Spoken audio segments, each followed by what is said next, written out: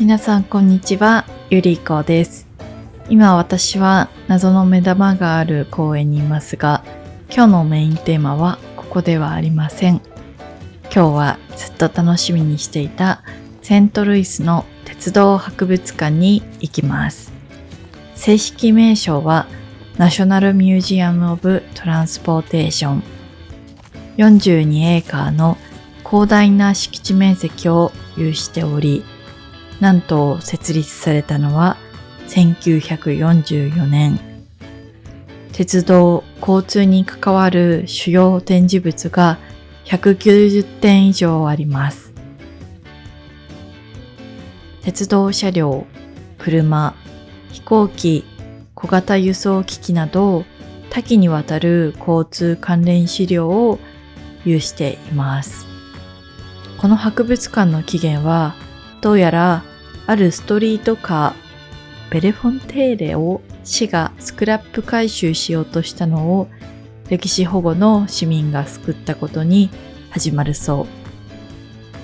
すべての電車ではありませんが、いくつかの電車の中には実際に入ることができます。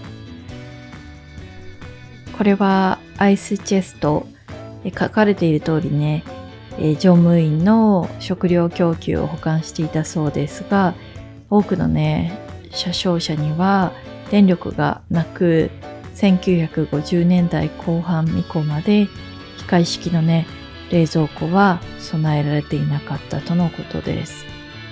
こうやって見ると当時のね、様子が想像できますよね。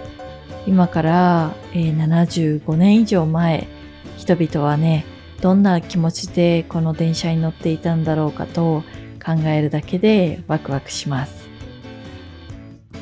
また PCC カーと呼ばれるアメリカの交通史上最も美しく革新的だったと言われる路面電車があります。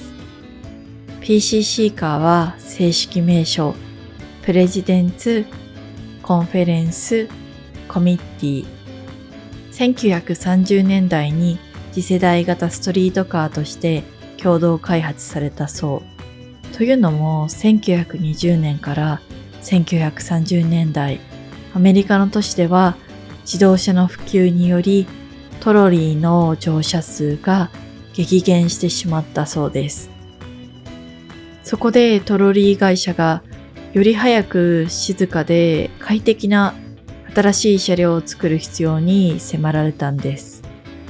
そして静音、高速かつモダンデザインの PCC カーが1936年に開成します。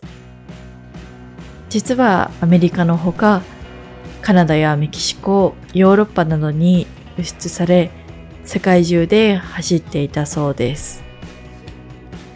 そしてセントルイスは PCC カーの主要製造会社があったので、多くの PCC カーがこの町で製造されたそうです。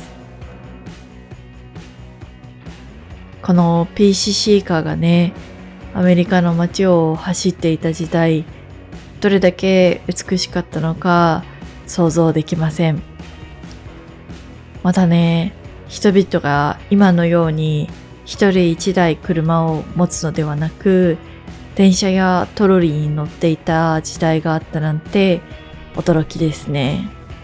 PCC カーはこうやって車窓から見る景色の通り、非常にね、窓が大きく開放感がありますね。また通路も広く大変歩きやすくなっており、非常にね、現代的なデザインだなと思います。ところでセントルイスについてちょっと話は変わるんですが、私が感じたことをお伝えしたいと思います。セントルイスはですね、ニューヨークだったり、ロサンゼルスと比べてアジア人が圧倒的に少ないような気がします。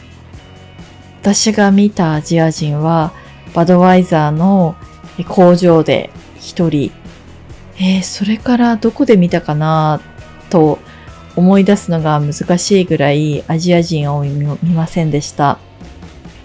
でね、交通博物館で、日本から来ましたって話をしたら、おじいさんたちのね、多くは、日本とね、中国の違いがあまり分かっていないようで、ニーハオとかね、シェイシェイって言われて、ちょっと違うんだけどなーって思ったんですけど、やっぱり年上の人はね、多分日本と中国の違いとかも分かんないよねーって思いました。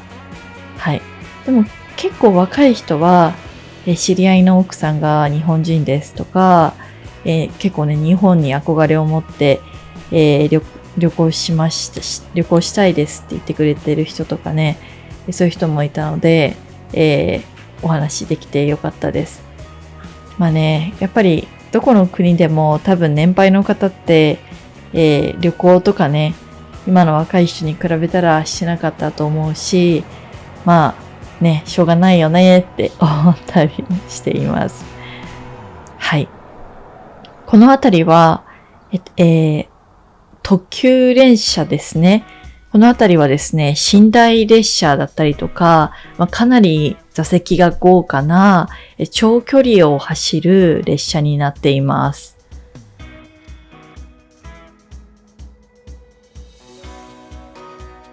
中にね、入れるかなと思ってノブを回してみたんですが、入れませんでした。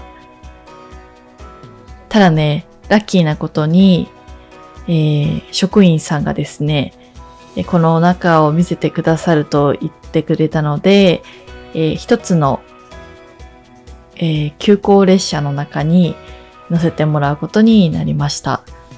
今はね、ちょっとお部屋の中を、ルームツアーしているんですけど、こんな感じでシューロッカーがあったりとか、お部屋がですね、個室になっていますね。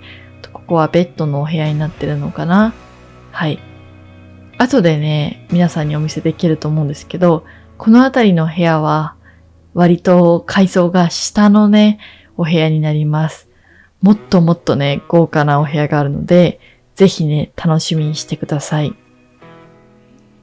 はい。このお部屋はですね、ダブルベッドルームになっていて、かなり豪華ですね。で、各部屋にトイレがついているのは衝撃的です。今の日本の豪華な電車でさえ、さすがに客室内にトイレはありませんね。部屋の中にトイレがあるなんて超豪華。一体ね、いくらね、お金を払ったらこんな豪華な電車に乗れたんだろうなぁと、想像しますね。またこのようにね、お化粧をすることができたりとか、ドレスをね、こうやってベッドのところにかけたりして、たくさんの人も、寝ることができるので、かなりね、お金持ちの人が乗ったんじゃないかと思っています。ここはキッチンです。1949年の、車のね、中でのキッチンです。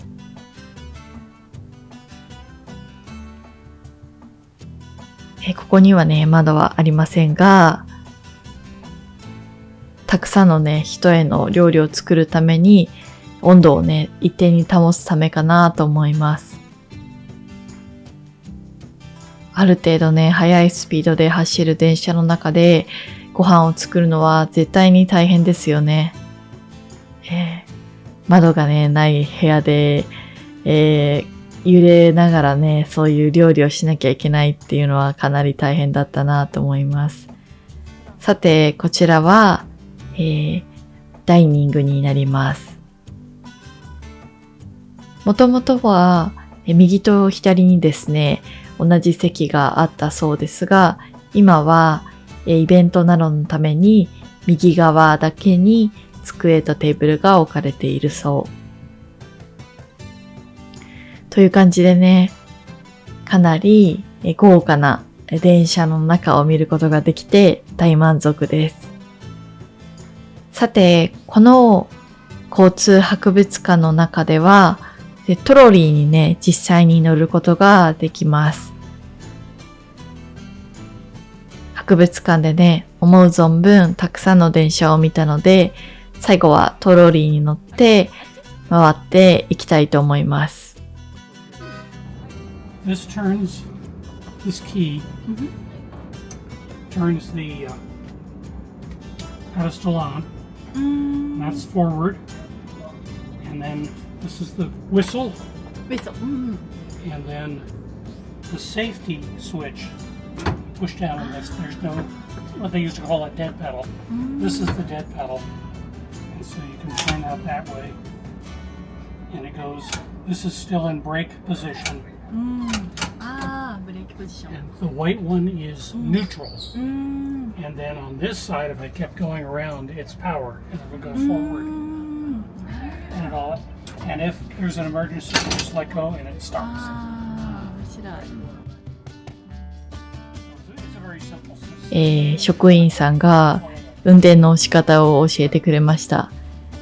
もしね、あなた運転してみるかって言われたらね、どうしようってドキドキしながら聞いていたんですけど、すごくね、親切で優しい職員さんでした。でここのね、博物館では、スタッフの多くの方がボランティアとして活動しているようです。きっとね、皆さん電車が好きなんだろうなぁと思います。前にもね、動画で言ったかもしれませんが、いつか電車を運転することは私の夢の一つです。今回はね、夢は叶いませんでしたが、諦めずにね、次回運転できる日を楽しみにしたいと思います。それではね、今日も最後まで動画を見てくれてありがとうございました。またね、次の動画でお会いしましょう。じゃあねー。